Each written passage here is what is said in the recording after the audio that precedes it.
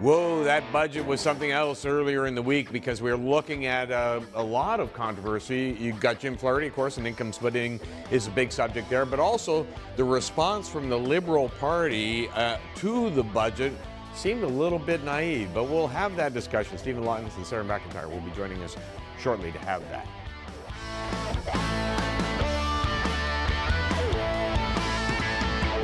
Look, I think that statement says volumes. Every middle-class family knows that a budget doesn't balance itself.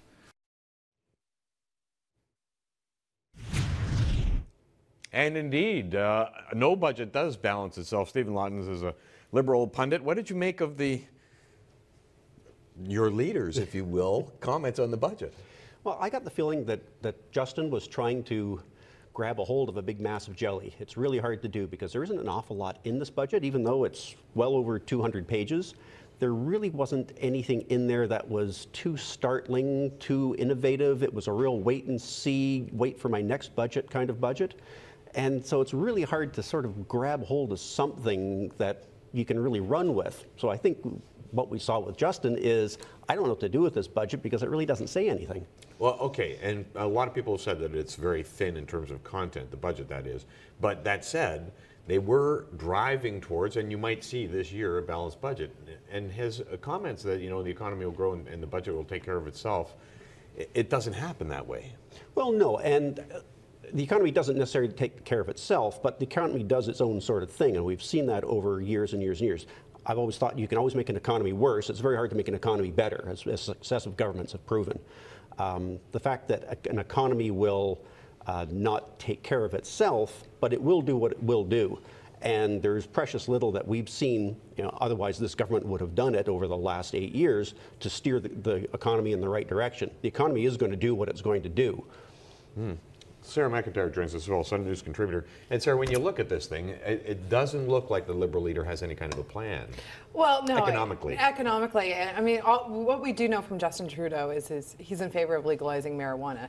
And he certainly hasn't had a long conversation with Paul Martin about what it takes to balance the books. I think if you asked Paul Martin what it takes to balance the books, he wouldn't just say it just happens on its own.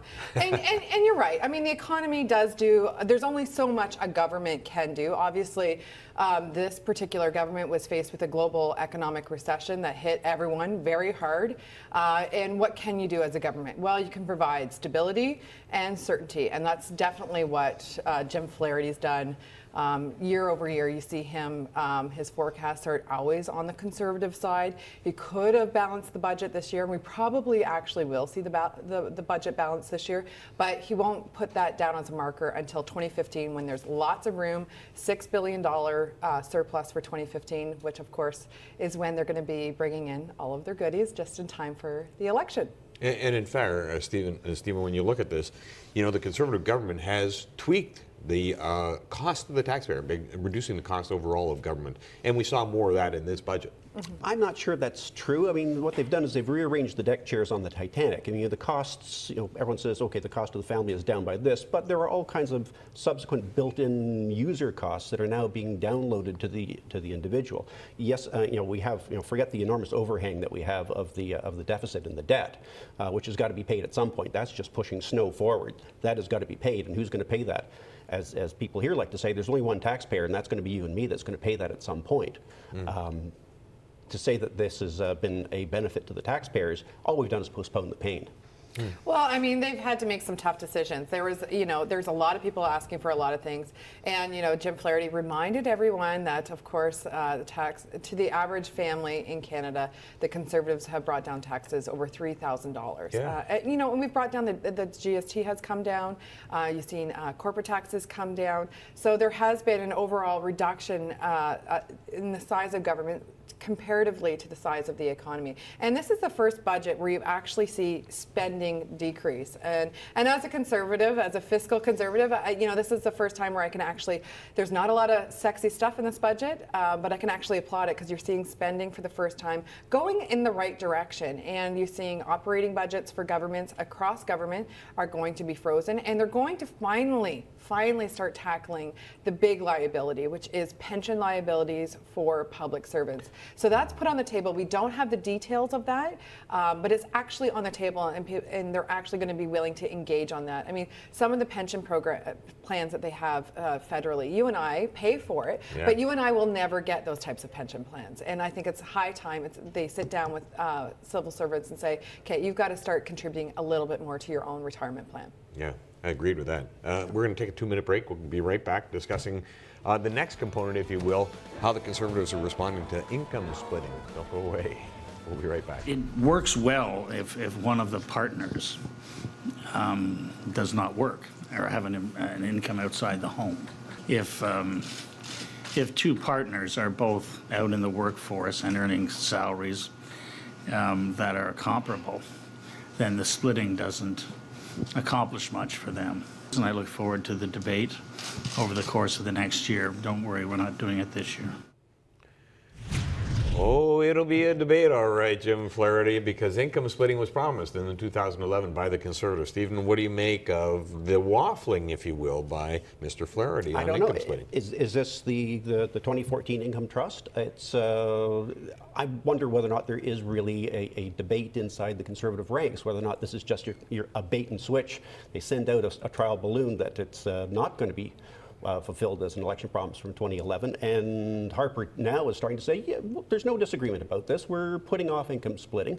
It may not be on the agenda. It is a big ticket item. It does cost it costs the Treasury, which costs the taxpayer, about $5 billion a year. It's been estimated in lost revenue. Just looking at the StatsCan numbers. So if they went to income splitting, if they went to income splitting, right? yes, Okay. absolutely, they're going to lose that, and they're going to lose that to the richest people in Canada. So I think they're starting to see there's a real problem with implementing this program. Regardless of the merits of income splitting, and I was on that 2011 election campaign, and I remember the day we announced income splitting, and Once it was you say it, you're there. You're there. It's a campaign commitment, regardless of the merits. And what you're hearing from the government here is, basically, we're not going to have that conversation until we get to a balanced budget. Once we get to a balanced budget, then we'll start having that conversation, which is much different than what was said and what has been said previously. So I'm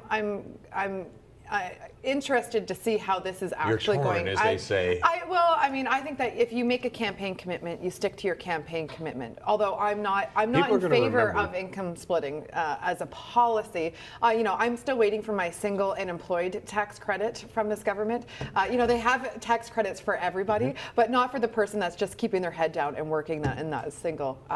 But that's just my own. Is this so if you're not in favor of income splitting, is this a divisive issue in the Conservative Party? Well, yeah. I mean, what do you do? How do you reduce the overall tax burden? Who are you going to, who's going to benefit from that? Do you do it for particular groups, which is a family, 2 people working, or a 2-person household with kids, or do you do it to the overall taxpayer, the general reduction in the overall rate of income taxes, which is what I would favor. However, if you make a campaign commitment, follow through on your campaign commitment. I mean, how many times did we ride the Liberals, the Conservatives ride the Liberals for the GST flip-flop? Right. So this is a government that is right now facing some trust issues and some ethical issues, and to back off of a campaign commitment, I think, is the wrong direction. They've got to get out there and say, this is what we promised, and this is what we're going to follow through on. Opens the door for you. I mean, the door has been open on 2 fronts. Senate reform, because Justin was the first one to really act on that, and now income splitting and waffling. And I don't think you're going to see Justin jump on and say, yeah, income splitting is a good idea, because I think, economically it doesn't make any sense. And I don't think he can do the numbers to figure out it doesn't make any sense. That's right. He's got people for that. He doesn't understand income splitting, and he doesnn't have to. He charges $750,000 for speaking. I mean, come on. He's exactly the kind of guy that income splitting would benefit, because it benefits 9% of the people who would qualify for income splitting would receive more than $500. That means 89%, if I can do my math, are going to get less than $500. This is a rich person. This is a rebate on a Rolls Royce. It's available to absolutely everyone, provided you own a Rolls Royce. Yeah, but they cap it out at $50,000, and you know, but still, there are low thresholds. Yeah, I mean, and it really does benefit for the one income earner that earns you know, between $70,000 and $100,000. That's where it's targeted. That's who is going to primarily benefit. The guy who's a millionaire, I mean, no, to your point, he's not going to gonna really get that care benefit. if he gets an extra. He knows other tax loopholes. $80? Yeah. Really?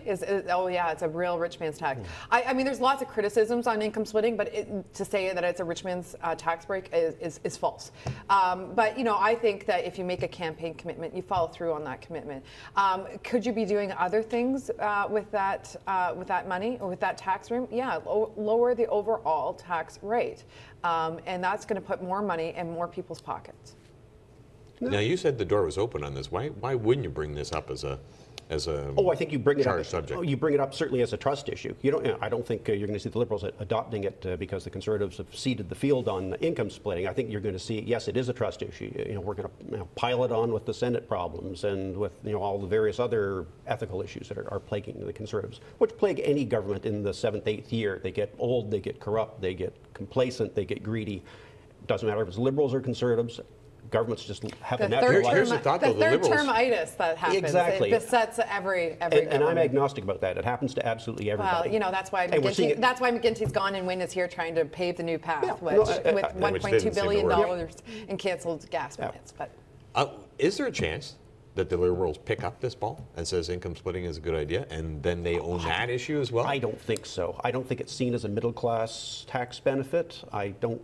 It is, as I said before, about a $5 billion hole in the budget. You know, the GST drop at the beginning of the of Harper's government costs us $15 billion a year in lost revenue every single year. Add another $5 billion to that. As Flaherty's saying, I'd rather see it go to childcare. the fact that the finance minister is out, you know, a couple days after his budget, I mean, this is a few days after his budget. He's supposed to be out there doing a speaking tour, touting the benefits of his budget, and instead he's now lobbed a divisive issue into his own cabinet, not And just he looked at caucus, question period. cabinet. Yeah. And so, and the fact of the matter is that Jim Flaherty does listen to his advisors in the finance department, and I'm sure they've crunched the numbers, and they said, as an economic policy, income splitting just isn't a great idea. It's not going to benefit a lot of people. And I'm sure he's gone in and he's spoken to the Prime Minister and said, I know we made this commitment, and I know we did it in the election campaign, because this is what we do. We hand out tax credits to particular groups that will benefit and hopefully will vote for us. But on this one, it's not going to be the winner that we think it's going to be, and we need to do something else. And that conversation didn't go very far, and so then he started saying it publicly. And they run the risk of it being the the unloved son of income trust. It's going to be income trust part 2. It's going to come back and haunt them the same way. We'll have to see how it plays out, Stephen. Great to have you in. Stephen Lawrence. Always a pleasure. Happy Valentine's Day. Sarah McIntyre. Yeah, happy Valentine's Day back at you. Did you bring me candy or anything? Outside. Leave it on the way out. Okay, good.